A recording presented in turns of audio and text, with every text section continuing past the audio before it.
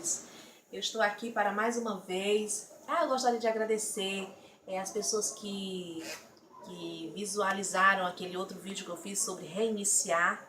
E hoje nós vamos falar um pouquinho sobre Neemias, um grande homem de Deus que tem uma grande lição para nos ensinar. Pois quando ele ficou sabendo que Jerusalém estava assolada, que Jerusalém tinha sido saqueada, que Jerusalém, as suas portas foram queimadas a fogo, quando ele recebeu esta notícia que o povo de Israel tinha sido levado cativo para a Babilônia, e ele mesmo em terra estrangeira, quando ele ficou sabendo dessa notícia, Neemias teve uma atitude.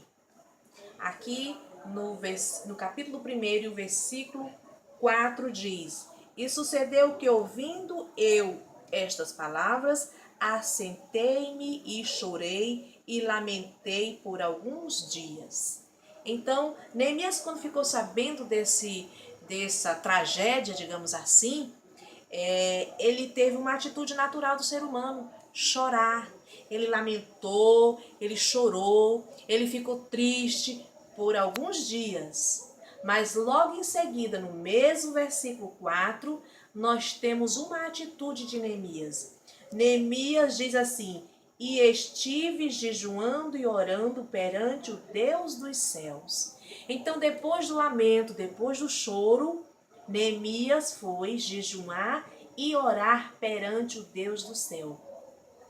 O que nós aprendemos com isso? Que Neemias, ele não se deixou dominar pelo problema, pelo desespero e pelo pavor.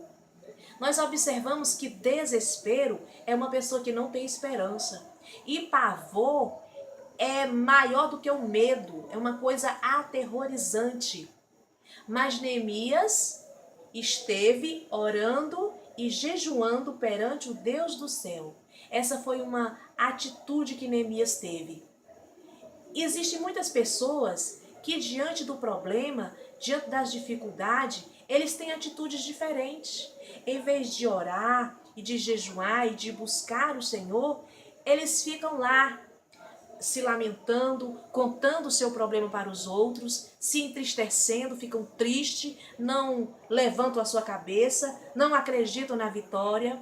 Neemias só venceu porque ele se levantou e jejuou e orou perante o Senhor dos Exércitos.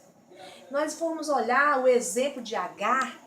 Agar, ela era a ama de Abraão, teve um filho de Abraão, e quando Isaac nasceu, não dava para elas duas conviver, Sara e Agar. Então Sara pediu para Abraão que despedisse Sara. E ele colocou água em um odre e Sara foi pelo deserto. Agar. E de repente, Agar bebeu o último gole de água, deu para o seu filho, colocou seu filho lá debaixo de uma árvore, se afastou para não ver o menino morrer e foi chorar. Mas o choro de Agar foi diferente do choro de Neemias, porque Agar, naquela situação, ela chorou desesperadamente. E Agar estava diante de um poço de água. Só que o desespero de Agar não permitiu que ela visse aquela água. A palavra do Senhor não diz que Deus criou aquele poço de água. Não. Deus apenas abriu os olhos de Agar e ela viu a água que estava ao seu lado. Existem muitas pessoas que estão bem próximo da sua bênção, bem próximo do seu milagre, e dá lugar ao desespero, dá lugar ao pavor. E aí se desesperam e não recebem a sua bênção. Então que você possa meditar. Não seja como Agar, que fica cega pelo pavor e pelo desespero. Mas vamos ser como Neemias, que jejuou e orou. E teve atitudes maravilhosas. Se você ler o capítulo 1 e o capítulo 2 de Neemias, você vai encontrar uma história maravilhosa que com certeza Deus vai falar com você. Eu sou a pastora Nete Maciel, da Assembleia de Deus Ministério Alfa.